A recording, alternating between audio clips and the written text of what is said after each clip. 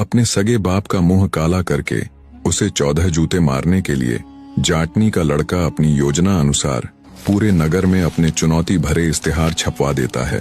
राजा को जब इस बारे में खबर मिली कि उनके नगर में 2.5 छैल आया है, तो उसने घोषणा कर दी कि जो 2.5 छैल को पकड़ेगा वो उसे बहुत बड़े इनाम से नवाजेंगे। राजा की घोषणा नगर में फैली तो मीणा जाति के लोगों ने 2.5 छैल को पकड़ने का बीड़ा उठाया।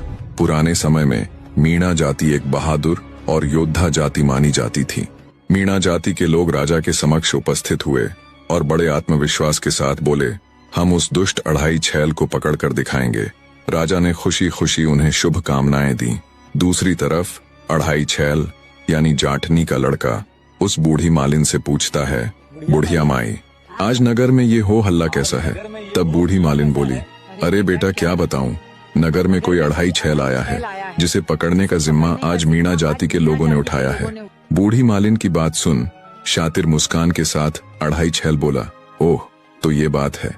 जैसे ही रात्रि हुई मीणा लोग चौकसी के साथ नगर में निकल पड़ते हैं। दूसरी तरफ 2.5 छैल एक ज्योतिषी का रूप धारण कर मीनों के घर पहुंच जाता है और उनकी स्त्रियों को इकट्ठा कर उनसे कहता है, आज रात तुम्हारे घर डाकू आने वाले हैं जिनके बदन पर सिर्फ कच्छा होगा और वे गंजे होंगे, इसलिए तुम पहले ही ईंट और पत्थर इकट्ठे कर तैयार रहना। जब वे खुद को घर मालिक बताते हुए अंदर घुसना चाहे तो उन पर ईंट पत्थर बरसा देना।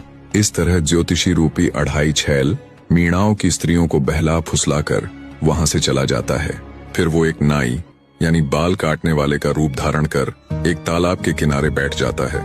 घूमते घूमते जब मीणा लोग तालाब की तरफ आए तो उन्होंने उससे पूछा, कौन है रे तू और इस समय यहाँ क्या कर रहा है?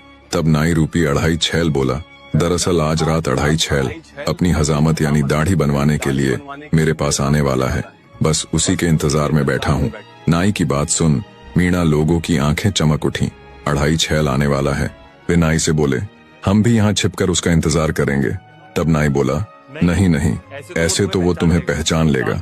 एक काम करता हूँ, तुम्हारे बाल काटकर तुम सबको गंजा कर देता हूँ, फिर तुम सब तालाब में घुस जाना और सिर्फ अपना सिर बाहर रखना। गंजे होने के कारण 2.5 छैल तुमको देख नहीं पाएगा। जैसे ही वो आए तुम तुरंत उसे पकड़ लेना। और एक बात याद रखना, जब तुम्हें राजा से 2.5 छैल को पकड़ने का इनाम मिले तो मुझे मत भूल जाना।